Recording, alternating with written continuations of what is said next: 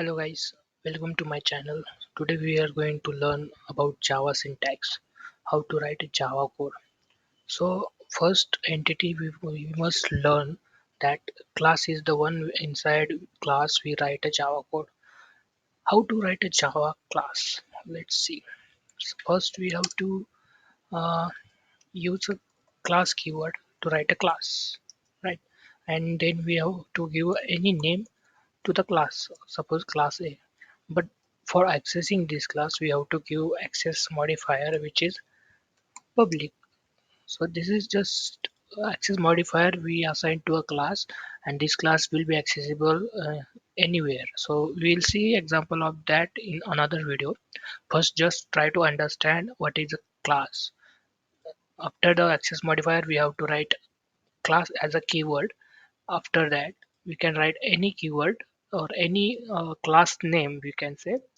We can write it here, but it should be same as file name. So I already created a file class a.java file. So class name should be a same and the same capital cases. After that, we have to give a beginner and end of the code. So using curly braces, we define a block of class. So this is the starting of a class and this is the ending of the class. So this is overall block we can say, and inside a class we have to write methods.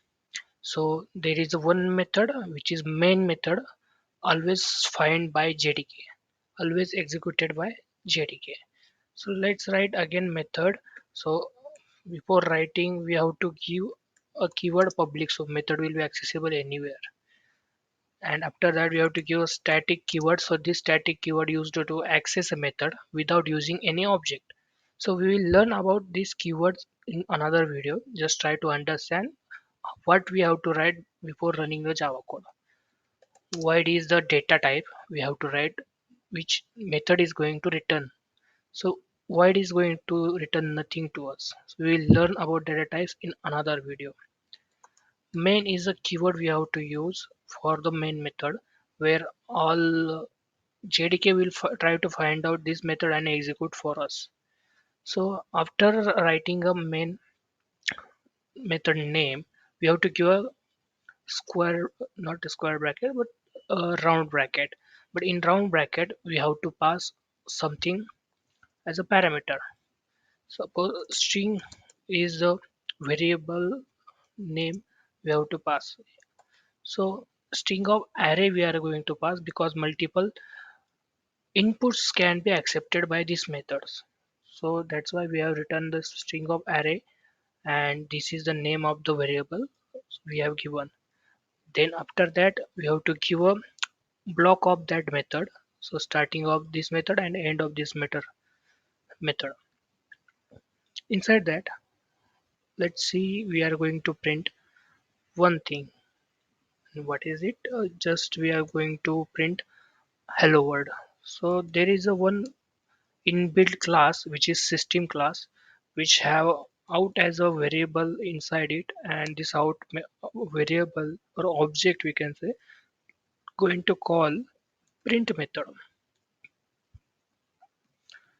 See, so this is like if you have to print anything in our console or terminal while executing Java code, we have to use this syntax we can say, or sentence we can say, system.out.print.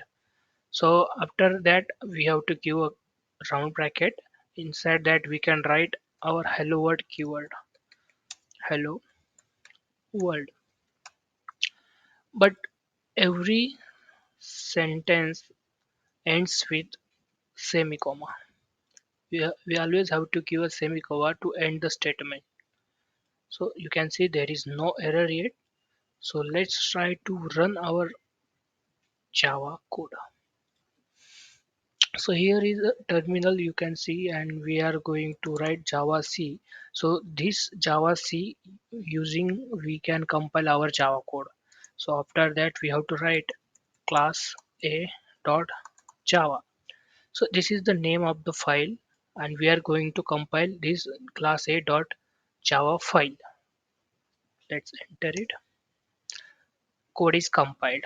After that we have to write class A, which is this command will run our code, which is class A. So let's enter and let's see what we are going to get. See, we get hello world. Another thing we can print out. So let's see about variables. Like we have seen string of array is one variable, but only string we can use as a variable and we can print that.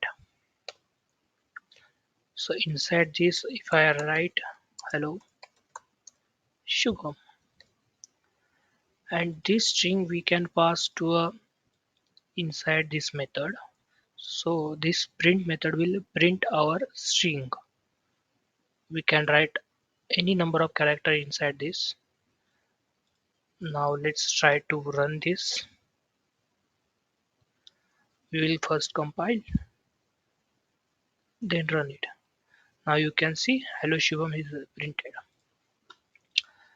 Another thing, string is an object inside Java. We will see OOPS concept in another video. I will try to cover everything in it. But first try to understand what are the variables we are going to use in our code. So string is one variable we can create and use it for multiple operations. Another primitive we will see int. Int is a variable which accepts numbers. So if I have given a name a to the this integer data type and value is 4. Let's print this value and see what input we are going to get. Compile and run. See, 4 is printed. So we don't have to give a double quote for these integers or numbers. We can do multiple operation with our numbers. Suppose we have to multiply 4 into 5 and let's see what output we get. Compile and run. See, 4 5s are 20.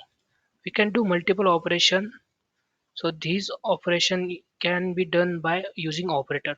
So this u multiplication is a star.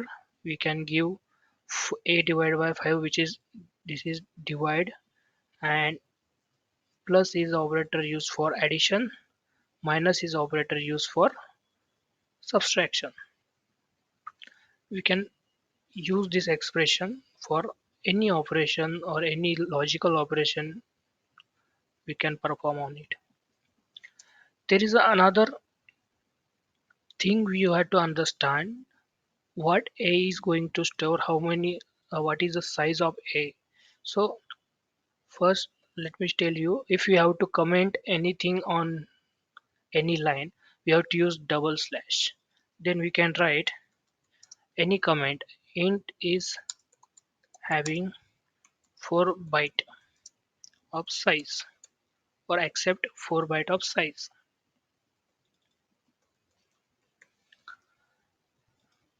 So there is another primitive data type. If we give name b and 4 as a value, and if we print it, let's see what we are going to get. I have saved the file. Let's run this, compile and run. See, we get 4.0. We get value in points. This is also having size of 4.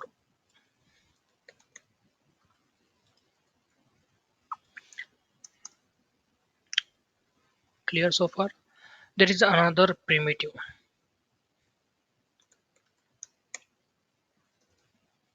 short.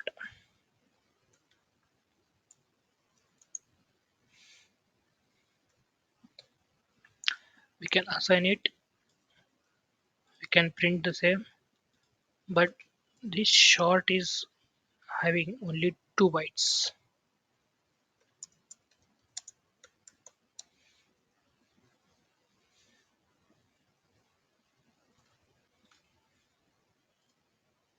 compile it, run it.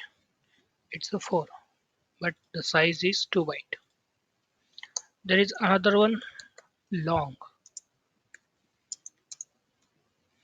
It is also going to print same,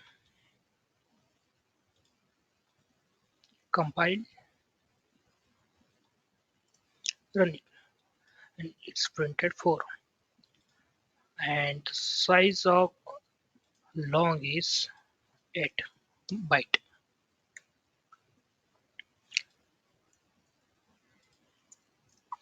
There is another one, double.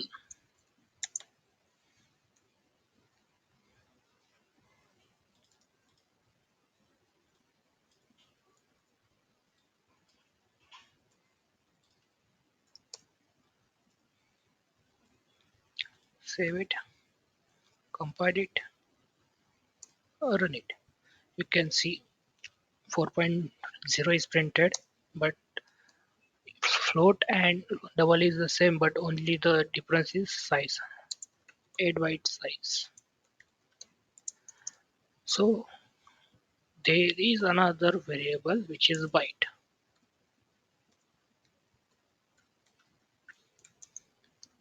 See, but the size of byte is size of byte is 1 bit.